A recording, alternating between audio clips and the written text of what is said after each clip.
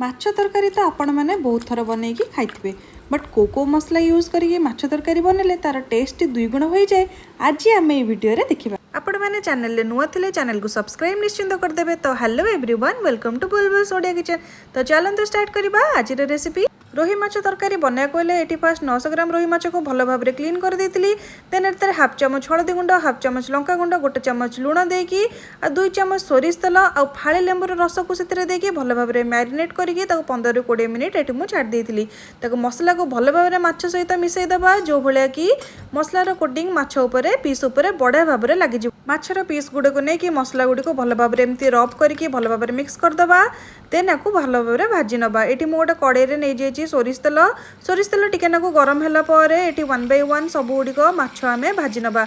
Fast यहाँ मन रखिए जो माछ भाजुवे फास्ट आप मुंड और लांज को भाजबे कारण स्टार्टिंग आम टे अधिक तेल दे था। तो आम कौन करना फास्ट लांज और मुंड को अल्प टे पीस को ये भाजी नहीं मु। देन आम कौन करवा बाकी तक जो पीस अच्छे आमर माछर पीस सब गुड़िक एमती गोल्डन ब्राउन है पर्यंत एमती कड़ा कड़ा करी भाजी नवा। आ गोटे जिनस ध्यान रखुवे जिते आम माछ भाजा से फ्लेम टी आमर मीडियम जमारू हाई भाजबानी। हाई भाजिले ऊपर माछ ऊपर अंश गुड़िक पोड़ जाए भितर जमर हो न था। तेणुक आम हाई फ्लेम भाजबा नहीं। तेणुक देखो मुझे कौन करी मीडियम साइजर टमाटो 2टा नहीं मीडियम साइजर पियाज 3टा आलू 5टा नहीं भल भाव में आलूर चोपा छड़े देती। आलूर चोपा छड़े आम कौन करवा ना आलू को लंबा लंबा करी काटिदेवा। जमती माछ तरकारी रे लंबा लंबा आलू यूज हुए साधारणतः से भाई आम कौन करवा ना एमती लंबा लंबा आलू काटी नबा। माने गोटे आलू को 4 पीस एमती करी काटी नबा। देन कौन करवा ना आलू गुड़िक गोल्डन ब्राउन है पर्यंत भाजी नबा।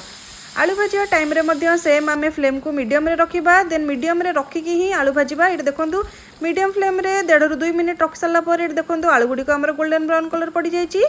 देन कौन करवा आलू गुड़िक काढ़ी नबा।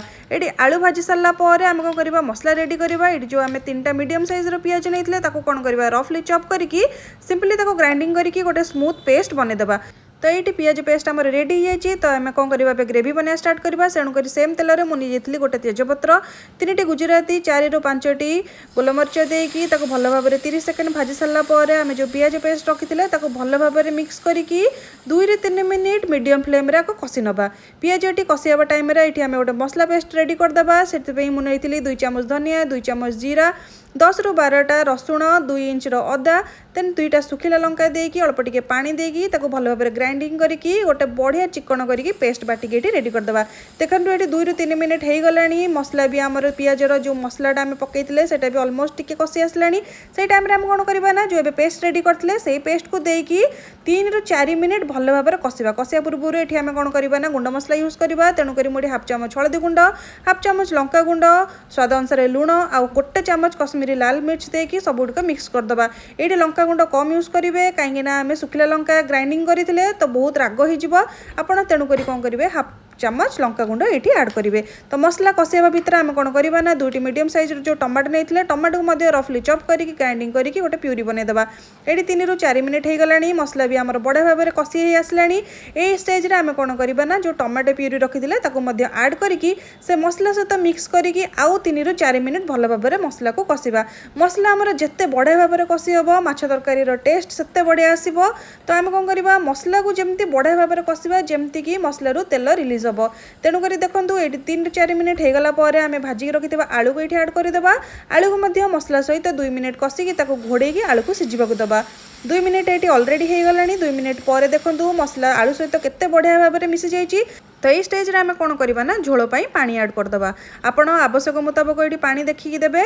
तेणुक देखो पानी ये दे सारा पर झोल जो फुटवा स्टार्ट हम से टाइम आम कौन करवा माछ भजा गुड़िक जो आम भाजिक रखी से ऐड करदेवा। माछ भजा गुड़ी को झोल ऐड करके 2 मिनिट फुटई सारा पर आम कौन करवा ना ये गरम मसला ऐड करदेवा।